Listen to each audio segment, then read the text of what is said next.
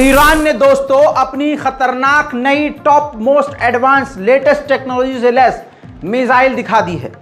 जंग के इस दौर में जहां ईरान कह रहा है कि हम लड़ेंगे नहीं, हम कूदेंगे नहीं, हम लड़ना नहीं चाहते, ऐसे में दूसरी तरफ वो एक खतरनाक मिसाइल को दिखाकर कुछ और संदेश दे रहा है। जी हां, ईरान ने अपनी फतह 2, जी हां फतह 1 पहले से है, फतह 2 मिसाइल दिखा दी है। तमाम डिटेल तो नहीं दी है, लेकिन अपनी फतह 2 मिसाइल की रेंज बता दी है 1400 किलोमीटर, जो कि काफ़ी ज़्यादा है और इजराइल और अमेरिका को निशाने पर रखकर बनाई है।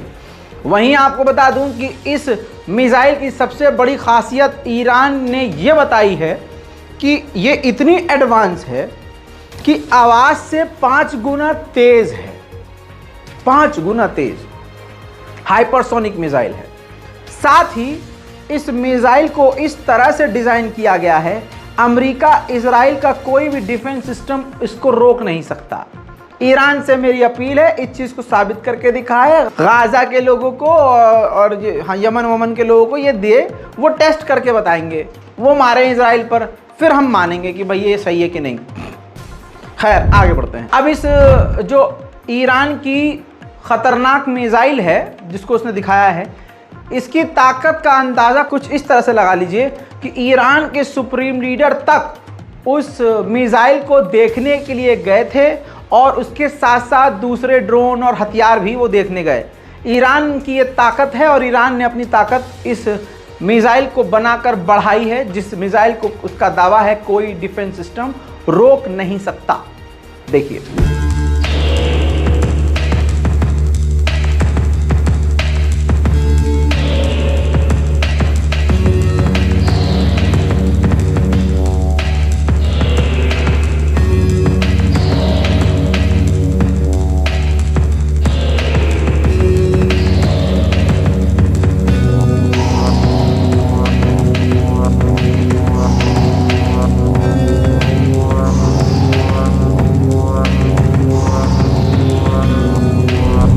उधर यूएन ने जानकारी दी है कि उसके 104, जी हाँ 104 मेंबर इजराइल के द्वारा कत्ल कर दिए गए हैं गाजा में। सोचिए, इतिहास में पहली बार हो रहा है और बच्चे इसको याद रखें कि दुनिया में पहली बार सबसे ज़्यादा जानबूझकर यूएन के कर्मचारियों को मारने वाला इजराइल था, जिसने 104 यूएन के कार्यकर्ताओं को कत्ल कर दिया इजराइल में। वहीं यूएनआरडब्ल्यूए के स्पोक पर्सन ने कहा कि गाजा का हेल्थ सिस्टम कोलैप्स होने वाला है क्योंकि अस्पतालों में ऑक्सीजन नहीं है, बिजली नहीं है, क्योंकि फ्यूल नहीं है। इजराइल के प्रधानमंत्री के एडवाइजर से मीडिया ने पूछा कि 11,000 से ज़्यादा लोग गाजा में मारे गए हैं और जिनमें 4,000 से ज़्यादा बच्चे हैं। इस पर आप क्या कहेंगे? तो उन्होंने कहा, इजराइल के प्रधानमंत्री के एडवाइज़र ने कहा कि ये आंकड़े जो हैं मौत के हमास ने दिए हैं और मुझे नहीं लगता कि ये आंकड़े सही हैं। This operation is not one that we wanted, obviously. This war was forced upon Israel in the terrible attack of October 7th, and we are fighting back, and we will destroy Hamas. We'll dismantle their military machine and we'll take apart their political control of Gaza. That's good for Israel for obvious reasons. We don't have to live in fear of terrorists crossing the border and killing our people, butchering our children in the middle of the night. But it's ultimately also good, and I hope you agree with me, be good for the people of Gaza who deserve better than this terrible, authoritarian, extreme Hamas regime. The people of Gaza who are still alive, as I say, more than 11,000 people dead, reported dead, 4,000 children. I just want to pull up on the screen. Hamas. Hamas's numbers. You say Hamas's numbers. I should point out, just pull up on the screen.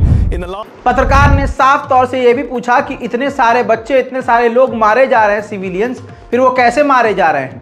तो बेगैरती से बिल्कुल साफ इनकार कर दिया कि हमें नहीं पता कि बच्चे कैसे मारे जा रहे हैं और सिविलियंस कैसे मारे जा रहे हैं। Until now, we're destroying their military machine, and with that, we're eroding their control. But up until now, they've been in control of the Gaza Strip, and as a result, they control all the images coming out of Gaza. Have you seen one picture of a single dead Hamas terrorist in the fighting in Gaza? Not one. Is that by accident, or is that because Hamas can control? Hamas can control the information. You asked me a question and you Gaza. said you would be brief.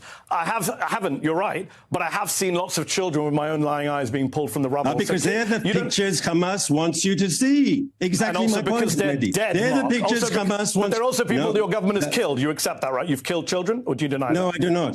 I do not. I do not. First of all, you don't know how those people died, those children. wow.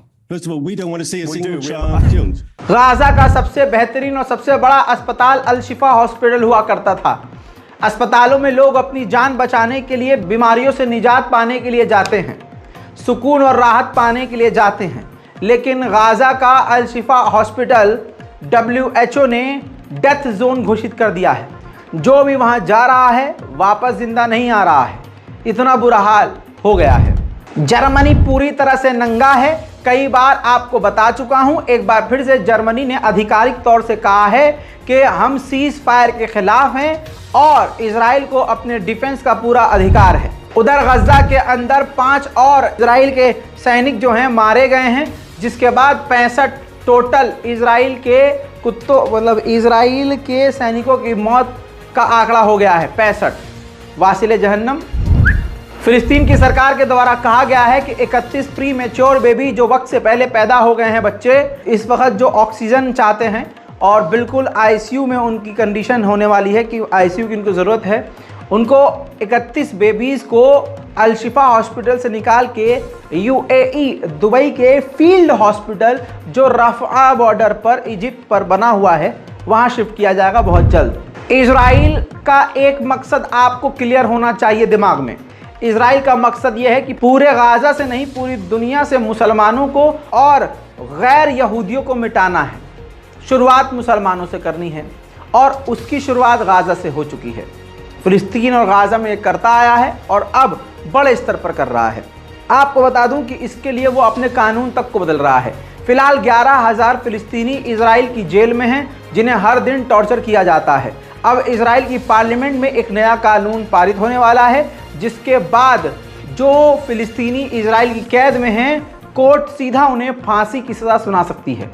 तो आप सोच सकते हैं, इधर बम मार रहा है, गोली मार रहा है, ऐसे ही मार रहा है, उधर बीच में अपने यहूदियों से हमला करके मरवा रहा है, और तीसरा रास्ता ये, जिन्हें गिरफ्तार किया गया है उन्हें सीधा फांसी सुनाकर मार दिया जाएगा। यानी कोई रास्ता जिंदा रहने का है ही नहीं फिलिस्तीनियों के पास। इजराइल पूरी तरह से नंगाई पर उतरा है। वहीं यूरोपीय यूनियन की प्रेसिडेंट ने मीडिया से साफ कहा है कि आने वाले समय में, फ्यूचर में 2 स्टेट सॉल्यूशन ही इसका हल है, जो कुछ भी आज कॉन्फ्लिक्ट्स हो रही है। Even as we deal with the urgency of today, we must also think about what the day after could look like and how Israelis and Palestinians can regain hope, have a perspective. And for this, they need a political solution. And this horizon is a 2-state solution. Egypt is truly providing a lifeline to Gaza. And the European Union is making full use of this lifeline to address the humanitarian needs in Gaza. Over the last month, we have quadrupled our humanitarian aid to over 100 million euro. And in addition, our members... Hamas मिलिटेरियन group के द्वारा बताया गया है कि एक घर के ऊपर गाजा में निशाना बनाकर इजराइल ने बम मारा, जिसमें पूरा घर बर्बाद हो गया और उस परिवार के 41 यानी पूरा खानदान मर गया, मिट गया। दोस्तों, इस तरह से इजराइल हर दिन वॉर क्राइम कर रहा है। मारे जाने वालों में कोई हमास का बंदा नहीं, कोई मिलिट्री से जुड़ा नहीं, कोई फिलिस्तीन सरकार का इंसान नहीं, आम लोग मारे गए। उधर हमास के चीफ इस्माइल हानिया एक बार फिर दुनिया के सामने आकर अपील कर रहे हैं, खासकर मुस्लिम और अरब देशों से। उनका ये कहना है कि आप लोग कैसे भी करके इजराइल को हमला करने से रोकें, सिविलियंस को जो निशाना बना रहा है उसको रोकें। हैरत की बात यह है कि हमास भी उन देशों से उम्मीद कर रहा है जो 13,000 कत्लेआम होने के बावजूद चू तक नहीं कर रहे हैं, सिर्फ फॉर्मेलिटी के लिए बयानबाजी कर रहे हैं और फिर बैठ जाते हैं। हर दिन इनके बयान होते हैं और बयान के बाद ये शांत होते हैं। दोस्तों, इससे पहले की रिपोर्ट को भी जाके देखिए, इसके बाद जो कई रिपोर्ट्स आने वाली है उनका इंतज़ार कीजिए। इस चैनल को यानी रज़ाग्राफी को सब्सक्राइब कीजिए और रिपोर्ट के बारे में अपनी राय नीचे कमेंट बॉक्स में ज़रूर लिखिए। जय हिंद।